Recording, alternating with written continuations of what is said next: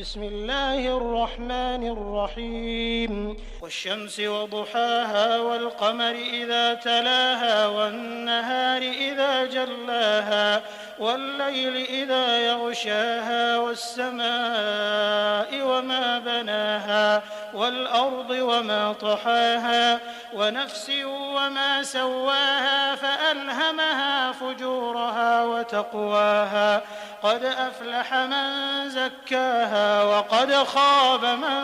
دساها كذبت ثمود بطغواها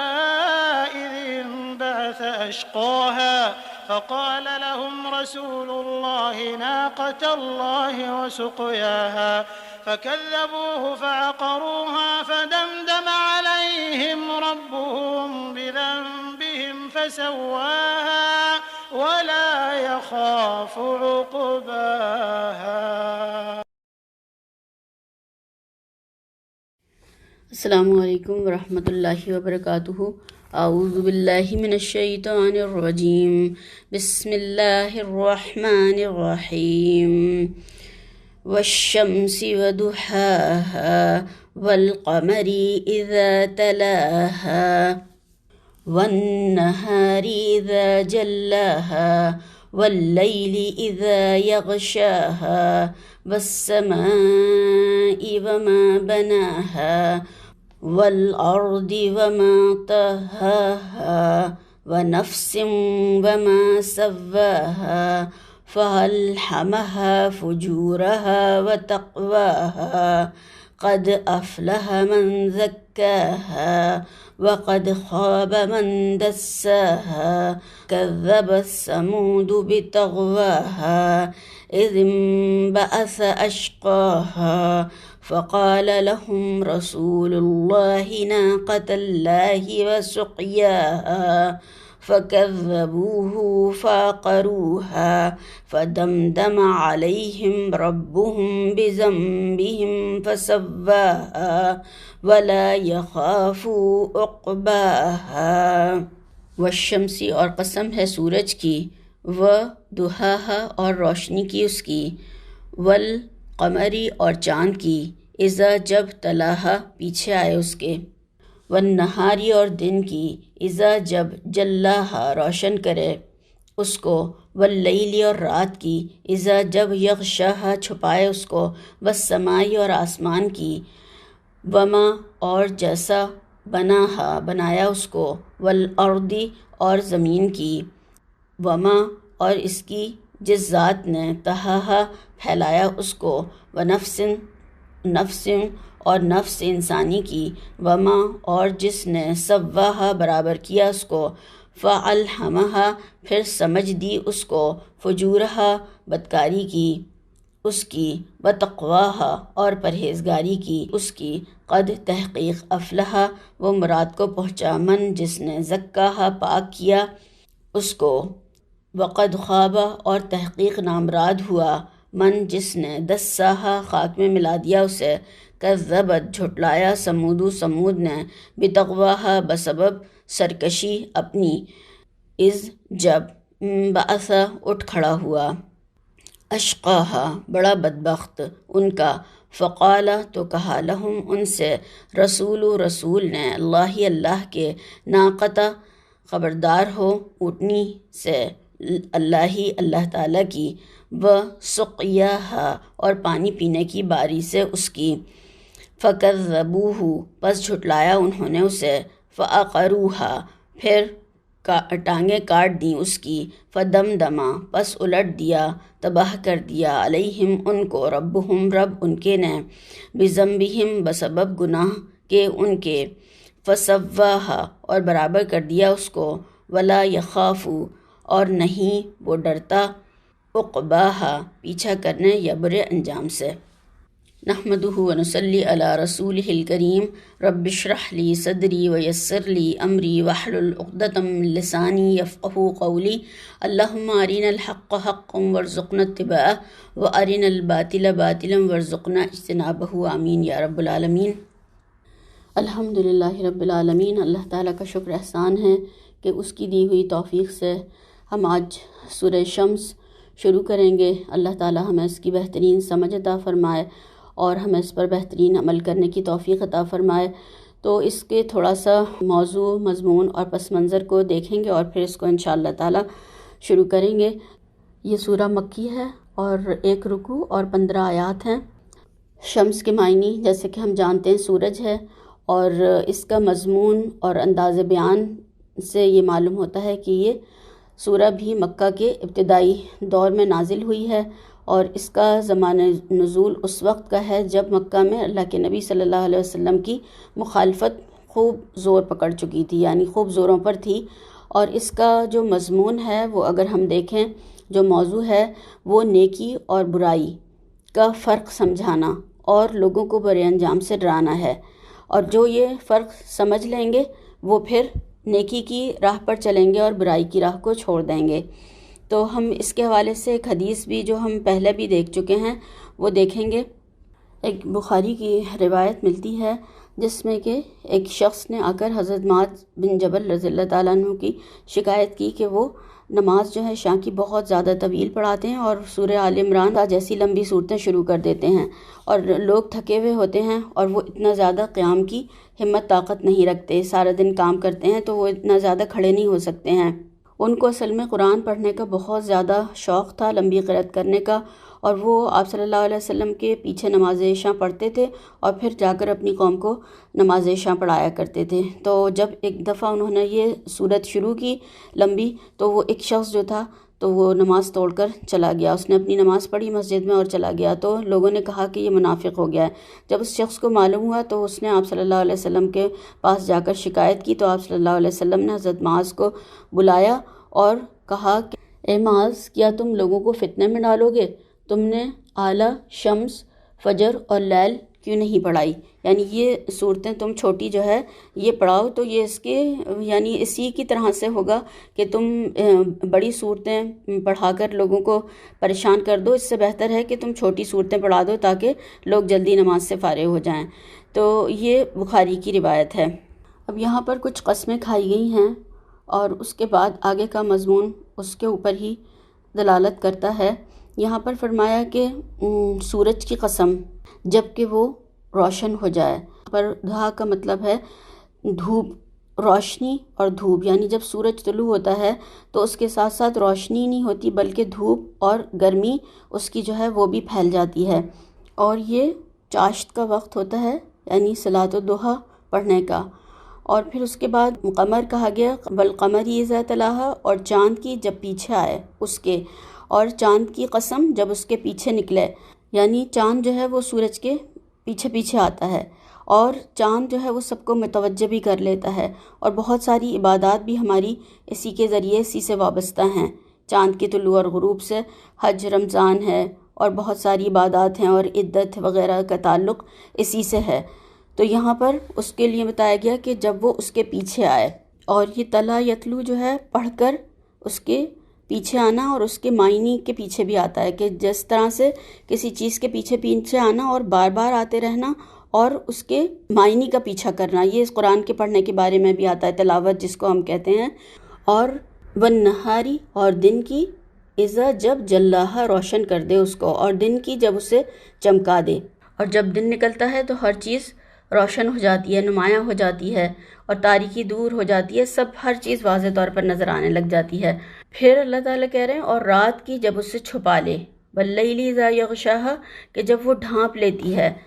رات کی قسم جب کہ وہ اسے چھپا لے، یعنی ہر چیز ہونے کے باوجود چھپ جاتی ہے، یعنی چیزیں وہی ہوتی ہیں مگر انسان کو نظر نہیں آ رہی ہوتی ہیں، وہ رات کا پردہ ان سب چیزوں کو ڈھانپ لیتا ہے۔ یعنی دن میں ہر چیز کا نظر آنا صاف طور پر، واضح طور پر، اور رات میں ہر چیز کا موجود ہوتے ہوئے چھپ جانا، اور سورج کا بھی چھپ جانا، یہ بھی غور و فکر کی دعوت ہے ایک طریقے سے انسان کو، کہ اتنا زبردست سورج پھر رات اس کو ڈھانپ لیتی ہے، اور یہ بدلتی ہوئی حالتیں انسان کو غور و فکر کی دعوت دیتی ہیں۔ پھر اللہ تعالیٰ فرما رہے ہیں اور آسمان کی اور اس ذات کی جس نے اسے بنایا، آسمان کی قسم اور اس ذات کی جس نے اسے بنایا، یعنی آسمان میں جو کچھ بھی ہے وہ بھی غور کے قابل ہے، سیارے، ستارے، گیلیکسیز ہیں، تو اس میں بھی غور کرو، اس کو دیکھو ذرا، اور کہ یہ کون ہے، کس نے بنایا، اتنے بڑے زبردست جو یہ دنیا میں سارا نظام بنایا ہے اللہ تعالیٰ نے، اس کو بنانے والا کون ہے، اور کس طرح سب چیزوں کو جوڑ کے تیار کر دیا، بنا دیا، اور تمہیں کوئی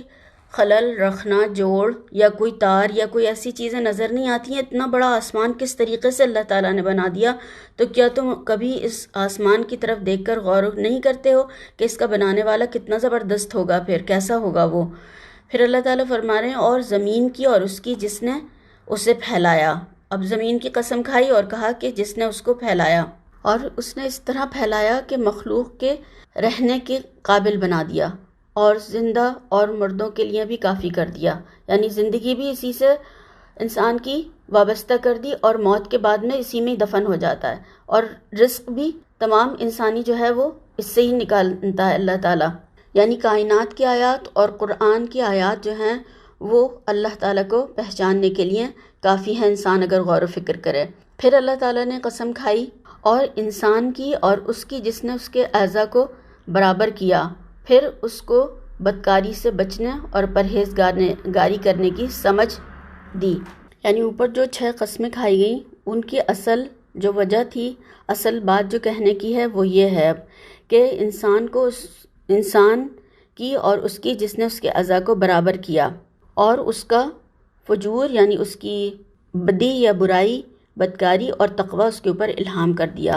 یعنی اللہ تعالیٰ نے نہ صرف انسان کو بنایا بلکہ اس کا جسمانی اور ذہنی طور پر بھی اس کو درست کیا، اور پھر درست بنانے کے بعد میں اس کے اندر دونوں صلاحیتیں اللہ تعالیٰ نے ایسی رکھیں کہ وہ فجور اور تقوی کی راہ کو پہچان سکتا ہے، یعنی غلط کیا ہے اور صحیح کیا ہے وہ ان چیزوں میں دونوں میں تمیز کر سکتا ہے۔ اور نہ صرف اللہ تعالیٰ نے جسمانی ضروریات اس کی پوری کی ہیں بلکہ روحانی ضروریات بھی پوری کی ہیں۔ عیسائیوں کے ایک تصور پایا جاتا ہے کہ انسان جو ہے وہ پیدائشی گناہ گار ہے، مگر اللہ تعالیٰ نے فرمایا یہاں پر کہ اس کے اندر اللہ تعالیٰ نے فجور اور تقوی دونوں چیزیں رکھ دی ہیں۔ اب امتحان انسان کا کیا ہے کہ وہ کس کو نشو و نما دیتا ہے، برائیوں کو پرورش کرتا ہے یا پھر اچھائیوں کو۔ اور بعض لوگوں کا اس سے مختلف خیال یہ ہے کہ انسان جو ہے شتر بے مہار ہے، یعنی بغیر رسی والا اونٹ، کہ وہ جدھر چاہے چلتا پھرے، گھومتا پھرے، کھاتا پھرے، چرتا پھرے، کوئی اسے کچھ کہنے والا سننے والا نہیں ہے، تو یعنی وہ بالکل آزاد ہے، جبکہ ایسا نہیں ہے۔ اللہ تعالیٰ نے خود فرمایا کہ اللہ تعالیٰ نے انسان کو فطرت سلیم پر قائم کیا ہے، اور سورہ روم میں فرمایا فطرت اللہ التی فطر الناس علیہا، قائم ہو جاؤ اس فطرت پر جس پر اللہ تعالیٰ نے انسانوں کو پیدا کیا ہے۔ اور اللہ کے نبی صلی اللہ علیہ وسلم نے ایک حدیث میں اس کو واضح طور پر بتایا اور فرمایا کہ کوئی بچہ ایسا نہیں ہے جو فطرت کے سوا کسی اور چیز پر پیدا ہوتا ہو، پھر اس کے ماں باپ اسے یہودی یا نصرانی یا مجوسی بنا دیتے ہیں۔ یہ ایسا ہی ہے جیسے کہ جانور کے پیٹ سے پورا کا پورا صحیح سالم بچہ پیدا ہوتا ہے، کیا تم ان میں کسی کا کان کٹا ہوا پاتے ہو؟ اور یہ بخاری کی روایت ہے، بخاری اور مسلم کی۔ اور ایک اور دوسری مسند احمد کی روایت ہے، اور مسلم میں بھی یہ روایت موجود ہے۔ آپ صلی اللہ علیہ وسلم کا ارشاد ہے کہ میرا رب فرماتا ہے کہ میں نے اپنے تمام بندوں کو حنیف یعنی صحیح فطرت پر پیدا کیا تھا، پھر شیطان نے آ کر ان کو ان کے دین یعنی ان کی فطری جو دین سے گمراہ کر دیا، اور ان پر وہ چیزیں حرام کر دیں جو میں نے ان کے لیے حلال کی تھیں، اور ان کو حکم دیا کہ میرے ساتھ ان کو شریک کریں جن کے شریک ہونے پر میں نے کوئی دلیل نازل نہیں کی ہے۔ تو اللہ تعالیٰ نے تو انسان کو صحیح سالم اور مکمل اعضاء والا، اس کو موضوع جو ہے قامت اور صلاحیتیں اور تمام چیزوں سے درست کر کے دنیا میں بھیجا، یعنی اس کے اندر جو حس بھی رکھی کہ دیکھنے، سننے، سونگنے، چکھنے کی، اور یہ تمام چیزیں اللہ تعالیٰ نے بہت ہی مناسب اور خصوصی طور سے انسان کو دی ہیں اللہ تعالیٰ نے۔ پھر اللہ تعالیٰ نے جو یہاں پر فرمایا کہ اس کی بدی اور اس کی نیکی اس پر الہام کر دی، فجور اور تقوی، تو لہمہ کے معنی ہوتے ہیں نگل جانے کے، یا پھر اتارنے کے معنی میں بھی لیے جاتے ہیں یہ۔ تو اللہ تعالیٰ نے انسان کے اندر خیر اور شر کا جو پیمانہ رکھا ہے، جس کو ضمیر بھی کہا جاتا ہے، یعنی اللہ تعالیٰ نے اگر دیکھا جائے تو نیکی اور بدی کے دونوں پیمانے اس کے اندر رکھ دیے ہیں، میلانات یا رجحانات جو ہیں وہ اس کے اندر ہیں، اور یہی وہ چیز ہے جو ہر شخص اپنے اندر محسوس کرتا ہے۔ اور اس کا ایک اور مطلب یہ بھی ہو سکتا ہے کہ ہر انسان کے اندر اللہ تعالیٰ نے کہ کیا چیز بھلائی ہے اور کیا چیز برائی ہے، اچھے اخلاق کیا ہیں اور برے اعمال اور اخلاق کیا ہیں، اور فجور کیا ہے یعنی بد کرداری کیا ہے، جس میں کہ قباحت ہے، اور تقوی کیا ہے یعنی برائیوں سے جو بچنا ہے، یہ ایک اچھی چیز ہے، تو یہ اللہ تعالیٰ نے اس کے اندر رکھ دیا ہے۔ اور یہی بات اللہ تعالیٰ نے سورہ دہر میں اس طرح فرمائی ہے کہ انا ہدیناہ السبیل اما شاکرا و اما کفورا، ہم نے اس کو راستہ دکھا دیا ہے، اب خواہ وہ شکر گزار بنے یا ناشکرا، یعنی کفران نعمت کرے یا اللہ تعالیٰ کا شکر ادا کرے، اب وہ جو جس راستے پر چلنا ہے چاہے چل سکتا ہے۔ اور سورہ قیامہ میں بھی اللہ تعالیٰ نے بیان فرما دیا کہ انسان کے اندر ایک نفس لوامہ یعنی ضمیر رکھا ہے جو برائی کرنے پر اسے ملامت کرتا ہے،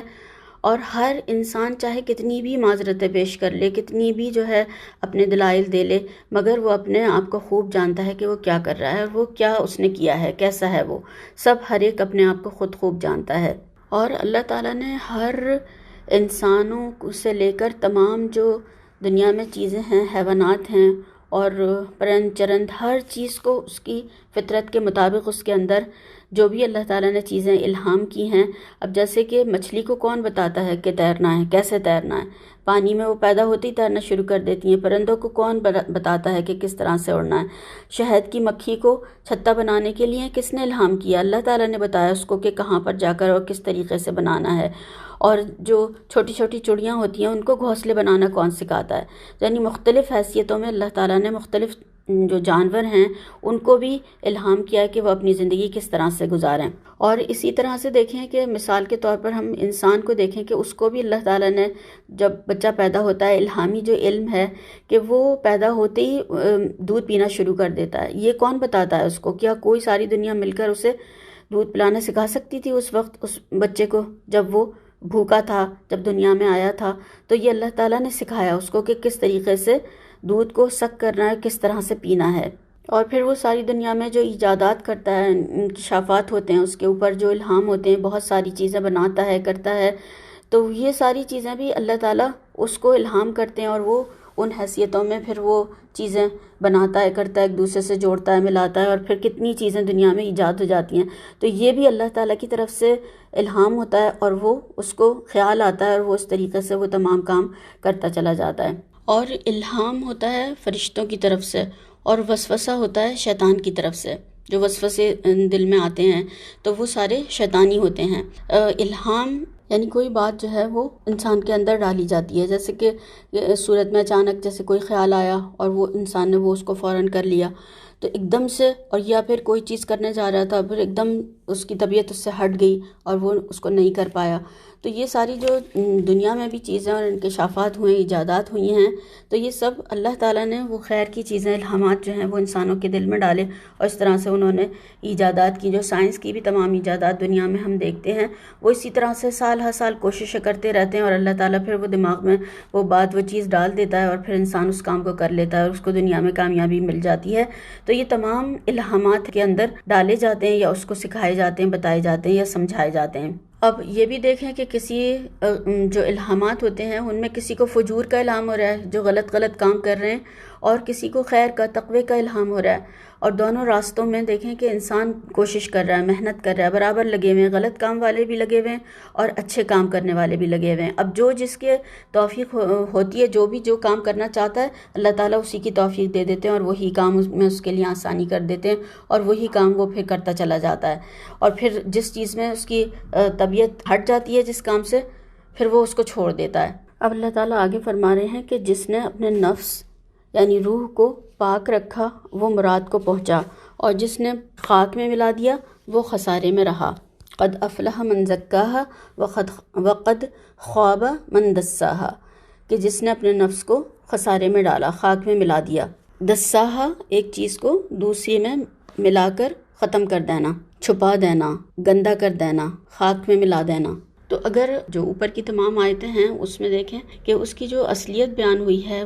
ان آیتوں میں ہے موجود، اور جس کی لیے شہادت کے طور پر اللہ تعالیٰ نے نمایاں چیزیں انسان کے سامنے پیش کی ہیں، کہ جو وہ روزانہ اپنے گرد و پیش دیکھتا ہے، چاروں طرف دیکھتا ہے، اور یا خود اپنے وجود کے اندر دیکھتا ہے، اور دو متضاد چیزیں یعنی بالکل اپوزٹ چیزیں جو ہیں وہ اس کے سامنے رکھی گئی ہیں، اور جن کے آثار اور نتائج بالکل مختلف ہیں، بالکل ایک دوسرے سے مختلف چیزیں ہیں، اور آثار اور نتائج بھی ان کے بالکل مختلف ہیں۔ اب جیسے کہ سب سے پہلے اللہ تعالیٰ نے سورج کو رکھا اور دوسری طرف چاند کو رکھا، سورج کی روشنی کتنی تیز اور اس میں گرمی، اور اس کے مقابلے میں چاند کی روشنی کتنی ٹھنڈی اور کتنی ہلکی،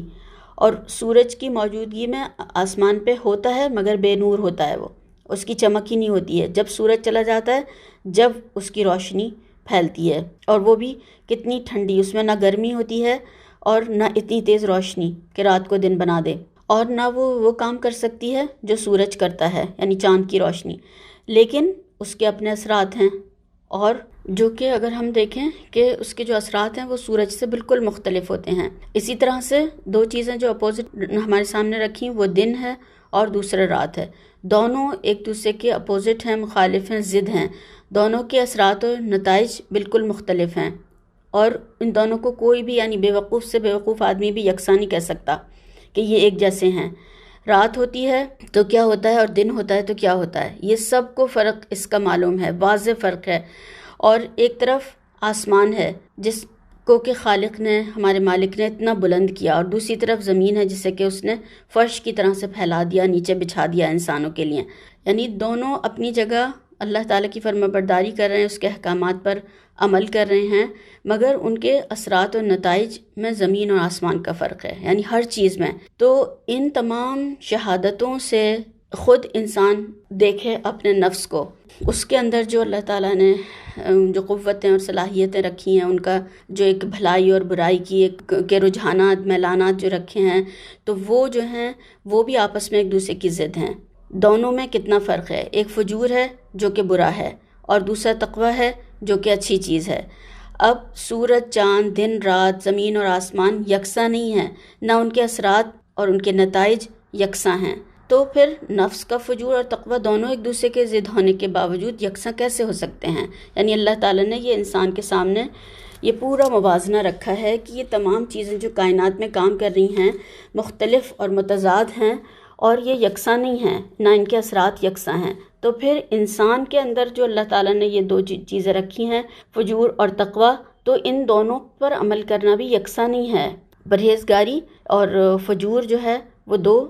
مختلف چیزیں ہیں۔ تو جو اپنے نفس کا تزکیہ کرے گا وہ فلاح پائے گا، اور جو اس کو دبا دے گا تو وہ نامراد ہو جائے گا۔ اب یہ تزکیہ جو ہوتا ہے یہ کیا ہوتا ہے؟ کسی چیز کو ابھارنا، نشو و نما دینا، پاک کرنا، صاف کرنا، یعنی نفس کو فجور سے پاک کرنا، اس کو ابھارنا، تقویٰ کی بلندیوں تک لے جانا، اس کی نشو و نما کرنا، تو وہ فلاح پائے گا۔ اور جس نے دبا دیا، میلا کر دیا، گندا کر دیا، اغوا کر لیا، گمراہ کر دیا، تو وہ شخص نامراد ہو جائے گا جس نے کہ اس کو دبا دیا، یعنی نیکی کے رجحانات کو دبا دے اور فجور کی طرف لے جائے، اس کو غالب کر دے، اور تقویٰ کو اس کے نیچے اس طرح چھپا کر دبا دے کہ وہ ختم ہی ہو جائے۔ اسی کے حوالے سے اللہ کے نبی صلی اللہ علیہ وسلم کی ایک دعا ہمیں ملتی ہے، اور جس کو زید بن ارقم نے روایت کیا ہے، اور مسلم اور نسائی، اور جو مسند احمد میں بھی ہے، طبرانی میں بھی ہے۔ اللہ کے نبی صلی اللہ علیہ وسلم یہ دعا فرمایا کرتے تھے: اللہم آتی نفسی تقواہا وزکیہا انت خیر من زکاہا انت ولیہا ومولاہا۔ اللہ میرے نفس کو اس کا تقویٰ عطا کر اور اس کو پاکیزہ کر، تو ہی وہ بہتر ہستی ہے جو اس کو پاکیزہ کرے، تو ہی اس کا سرپرست اور مولا ہے بے شک۔ اور بہت سارے لوگ اس میں غلط باتیں کرتے ہیں اور کہتے ہیں کہ جب اللہ نے لکھ دیا تو ایسے ہی ہوگا۔ ایسا نہیں ہے، اللہ تعالیٰ کسی کے ساتھ زبردستی نہیں کرتے کہ اس کے نفس کو جو ہے فجور کی طرف ڈال دیا جائے۔ جب انسان خود اپنے نفس کو دبا دیتا ہے، مگر بندہ جب اس پر تل جاتا ہے تو اللہ تعالیٰ اسے تقوی اور تزکیہ کی توفیق سے پھر محروم کر دیتے ہیں۔ جب وہ خود اسی راستے پر چلنا چاہتا ہے تو اللہ تعالیٰ اسی راستے پر اس کو چلا دیتے ہیں، اور اسے چھوڑ دیتے ہیں کہ وہ اپنے نفس کو جن گندگیوں کے ڈھیروں میں ڈالنا چاہے وہ ڈال دے، جہاں دبانا چاہے دبا دے، جو کرنا چاہے اسے اس کا کر دے۔ تو یہ اللہ تعالیٰ اس کی رجحان کی وجہ سے یا اس عمل کی نیت اور ارادے کی وجہ سے اللہ تعالیٰ پھر اسے اسی راستے پر چلا دیتے ہیں۔ تو یہ اللہ تعالیٰ کا ظلم نہیں ہوتا۔ اب یہاں پر ایک تاریخی واقعے سے سبق دیا جا رہا ہے اور ایک مثال سے سمجھایا گیا ہے، مثال پیش کی گئی ہے تاریخ سے ایک قوم کے حالات مثال کے طور پر، کہ انہوں نے تزکیہ نہیں کیا بلکہ سرکشی کی، اور سرکشی کے بھی حد سے گزر گئے وہ، اور اس سرکشی، نافرمانی کی وجہ سے، منمانی کی وجہ سے انہوں نے تمام حدیں پار کر دی۔ انبیاء کرام جو ہیں اللہ کی وحی کے مطابق، جنہوں نے کہ مفصل طور پر بتایا کہ کہ فجور کیا ہے، کیا کیا چیزیں چھوڑنی ہیں اور تقوی کس طریقے سے اختیار کیا جائے، تو وہ واضح ہدایات انہوں نے قبول نہیں کی، تو پھر وہ فجور میں مبتلا ہو گئے۔ تو یہاں پر ان کی سرکشی کے حوالے سے جو یہاں پر بتایا گیا ہے، اور یہ صورت جیسے کہ ہم جانتے ہیں مکی ہے، اور قریش کو آگاہ کیا جا رہا ہے کہ دیکھو قوم سمود کے اندر بھی تکبر تھا، سرکشی تھی، جس کی بنا پر ان کی شامت آئی، تو انہوں نے اللہ کے پیغمبر کو جھٹلایا، نہیں مانا تو نقصان اٹھایا۔ تو کیا تم اسی طرح کا نقصان اٹھانا چاہتے ہو؟ تو یہاں پر ان کے بارے میں کہا کہ قوم سمود نے اپنی سرکشی کے سبب پیغمبر کو جھٹلایا۔ جب ان میں سے ایک نہایت بدبخت اٹھا تو اللہ کے پیغمبر صالح علیہ السلام نے ان سے کہا کہ اللہ کی اونٹنی اور اس کے پانی پینے میں مانے نہ ہونا، مگر انہوں نے پیغمبر کو جھٹلایا اور اونٹنی کی کوچیں کاٹ دیں، تو اللہ نے ان کے گناہ کے سبب ان پر عذاب نازل کیا اور سب کو ہلاک کر کے برابر کر دیا، اور اس کو ان کے بدلہ لینے کا کچھ بھی ڈر نہیں۔ سمود کی طرف جیسے کہ ہم جانتے ہیں صالح علیہ السلام کو اللہ تعالیٰ نے نبی بنا کر بھیجا تھا، تو ان سے انہوں نے مطالبہ کیا کہ ہم آپ کو جب مانیں گے جب آپ ہماری مرضی کا معجزہ ہمارے سامنے پیش کریں، اور انہوں نے جس معجزے کی طلب کی تھی وہ یہ تھی کہ ہمارے سامنے ایک بہت بڑے سائز کی اونٹنی پہاڑ پھٹے اس میں سے نکلے اور وہ ہمارے سامنے اس کا بچہ ہو تو ہم پھر آپ کو مانیں گے۔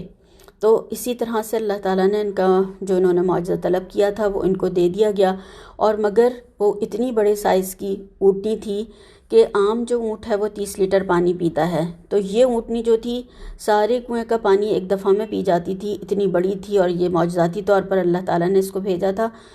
تو باقی ایک دن یہ اونٹنی پیتی تھی، دوسرے دن سارے لوگ بستی والے پانی لیتے تھے اور پیتے تھے۔ تو اب تھوڑے دن تو انہوں نے برداشت کیا، اس کے بعد جب ان کی برداشت ختم ہو گئی تو ان لوگوں میں ایک قیدار نام کا جو آدمی تھا، وہ سب سے زیادہ طاقتور اور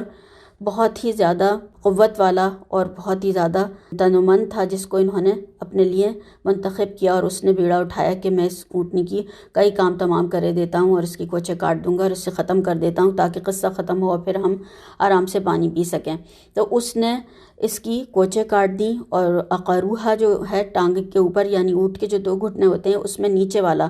پاؤں کی طرف والا اس گھٹنے کو اس نے زخمی کیا، کاٹا، اور اس طریقے سے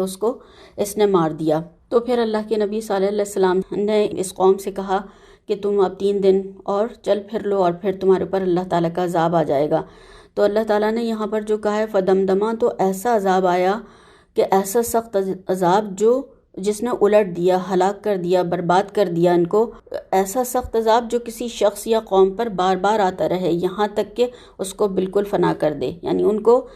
ایسا عذاب نازل کیا کہ ان کو بالکل تباہ و برباد کر کے ختم کر دیا، کچھ بھی باقی نہیں بچا۔ اللہ تعالیٰ نے ان کی گناہوں کی وجہ سے ان کو اس طریقے سے ختم کر دیا اور اتنا سخت عذاب بھیجا جس میں کہ شور بھی تھا، شدت بھی تھی، اور وسیع پیمانے پر آیا، اور ان کو سب کو پیوند خاک کر دیا، کوئی بھی اس میں سے بچا ہوا نظر نہیں آتا۔ تو یہاں پر اللہ تعالیٰ نے فرمایا کہ وَلَا يَخَافُ عُقْبَاهَا، اور اللہ سے کوئی پوچھ نہیں سکتا، اللہ تعالیٰ کو کسی کا ڈر نہیں ہے کہ، اور نہ کوئی پوچھ سکتا ہے کہ کیوں سزا دی، اور نہ اللہ تعالیٰ کو کسی کا ڈر ہے، کیونکہ کسی کو بھی سزا دیتے ہیں یا بلا وجہ میں کوئی کسی کو پکڑ کے مارے تو لوگ پریشان ہوتے ہیں کہ بغاوت نہ ہو جائے، یا پھر کوئی ہماری بادشاہ تک ڈرتے ہیں کہ کوئی ہماری قوم پر حملہ نہ ہو جائے، یا سب تمام کتنی طرح کے اندیشے ہوتے ہیں، مگر اللہ تعالیٰ کو کسی کا نہ خوف ہے نہ اندیشہ ہے۔ اس نے جب ان کی سرکشی جو ہے حد سے بڑی، انہوں نے بغاوت اختیار کی، سرکشی کی، حدیں توڑ دیں، تو پھر اللہ تعالیٰ نے ان سب کو ختم کر دیا۔ اور یہ ایک آدمی کا عمل تھا کہ اس نے اونٹنی کو مارا، مگر تمام قوم کی خاموشی اور تمام قوم کا فیصلہ تھا، اور تمام قوم اس کے ساتھ تھی، تو اس لیے تمام قوم کے اوپر عذاب آیا، اور انہوں نے پیغمبر کو، ان کی باتوں کو، اللہ کی بات کو جھٹلایا، تو پھر اللہ تعالیٰ نے ان کی اس طریقے سے پکڑ کی اور سب کو ختم کر کے رکھ دیا۔ اللہ تعالیٰ اس انجام سے محفوظ رکھے۔ اللہ تعالیٰ ہمیں ایسا تقوی عطا فرمائے کہ ہر نافرمانی، ہر برے غلط کام اور ہر فجور اور ہر برائی سے اللہ تعالیٰ ہمیں بچا دے، اور ہمیں اس کی توفیق عطا فرمائے کہ ہم تمام نافرمانیوں سے، برائیوں سے بچنے والے ہوں انشاءاللہ تعالیٰ، آمین۔ سبحانک اللہم و بحمدک، اشہد ان لا الہ الا انت، استغفرک و اتوب الیک۔ السلام علیکم ورحمۃ اللہ وبرکاتہ۔